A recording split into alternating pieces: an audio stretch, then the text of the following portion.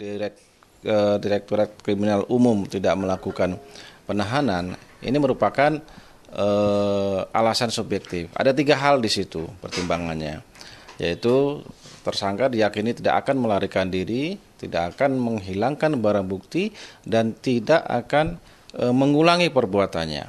Nah, ini atas pertimbangan itu. Perlu saya tegaskan ya, kemarin sudah saya tegaskan bahwa proses pemeriksaan tadi malam itu penyidik fokus kepada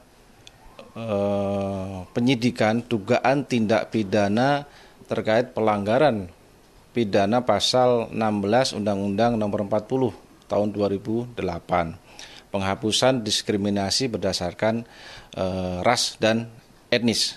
Itu fokus pemeriksaannya. Dalam laporan polisi memang disebutkan pelaporannya adalah ada 3 di situ ya. Pertama Undang-Undang Tindak Pidana Umum pasal 207 itu, kemudian ada Undang-Undang ITE pasal 28 dan pasal 27 serta Undang-Undang Nomor 40 2008 ini.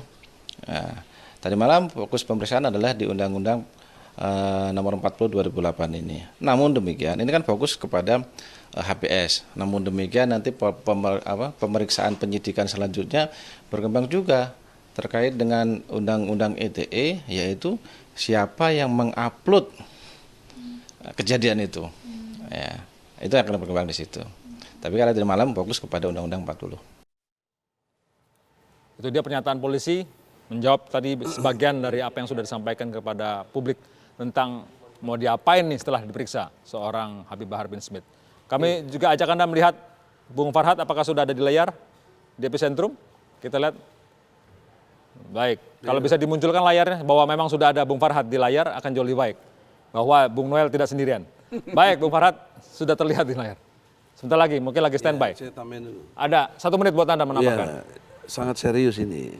Kalau pendekatan subjektif seperti polisi tadi, itu menafikan kondisi objektif. Yang saya bicara tadi sebelum ini adalah objektif, undang-undang menyatakan proseduralnya seperti Memang itu. sayang sekali Pak, polisi tidak bisa. Mestinya hadir sini. Ya. Jadi nggak bisa pada tingkat objektivitas sudah nggak benar, terus masih diteruskan. Itu kan sangat pelecehan kepada hukum sendiri. Baik. Kemudian yang soal kata-kata kasar, ya, kata-kata nggak benar. Saya tidak bermaksud menafsirkan Al-Quran ya. Tapi kalau Anda baca surat Al-Fat ayat 29, Muhammad Rasulullah waladzina ma'ahum asyidda walal kufar ruhamma ubainahum. Jadi Muhammad itu sebagai Rasul harus bersikap keras kepada orang-orang yang menentang. Kafir ini yang menentang. Ya, dalam konteks kebenarannya.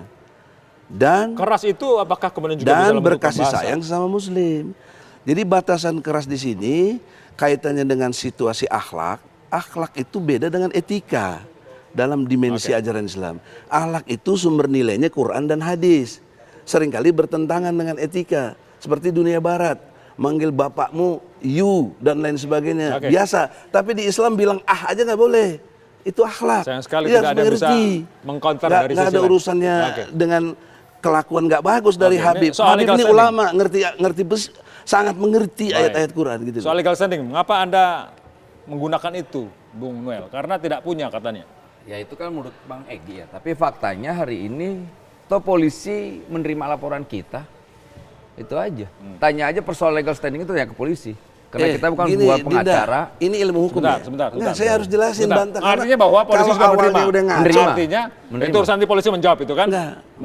Baik. Artinya Anda merasa bahwa kalau polisi sudah menerima sudah aman gitu ya? Walaupun kedaluarsa. Baik, nanti kita polisi lah. Ke Bung Farhad. Bung Farhad sudah ada di layar. Bung Farhad.